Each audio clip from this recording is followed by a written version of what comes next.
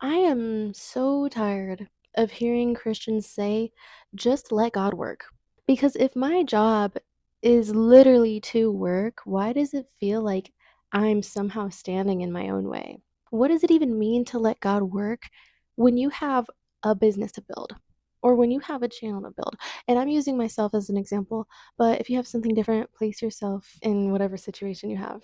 And honestly, something I want to say is that God has been showing me the same verse for so long, and it just clicked for me. And it's Psalms 127. There are two parts to this, so please pay attention. This is so important to understand. It says, unless the Lord builds the house, they labor in vain who build it. Except the Lord keeps the city, the watchman wakes. But it is vain for you to rise up early, to take rest late, to eat the bread of anxious toil, for he gives blessings to his beloved in sleep. And honestly, reading this verse, I hated this verse because it sounded like the problem was work.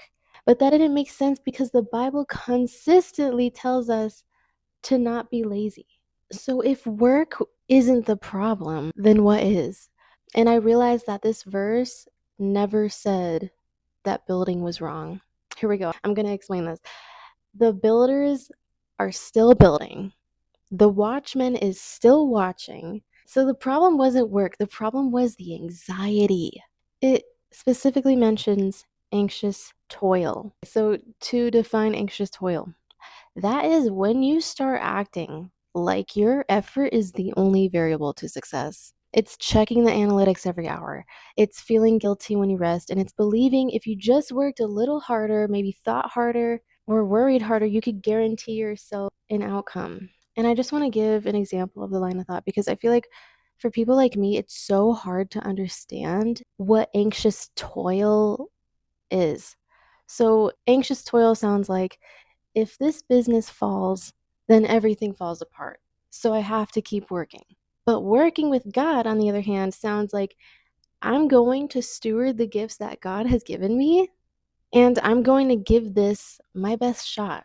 So the difference is here is that the work stays, but the anxiety doesn't have to. Something we become so arrogant of is that we believe that our effort is the only variable to success. And you might be thinking, well, what does God even do? If He's not creating my videos, if He's not signing my papers, if He's not doing the literal physical work for me, then what is He doing? And honestly, we don't get to see the mechanics of how God actually works. All we see is the effects of it. And this beautiful example gave me so much peace, and it's the book of Esther. God is never directly mentioned as acting, yet somehow the king can't sleep one night, a certain book is read, a certain page is opened, and a certain person walks in at a certain perfect moment. So, from the human perspective, it looks like all of this was a coincidence. But from God's perspective, He was orchestrating the events. And that is when I finally understood what work God is actually doing. And y'all need to screenshot this because this is too good to not remember.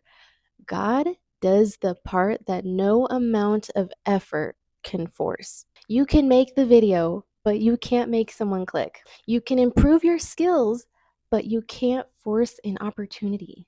You can plant the seed, but you can't force growth.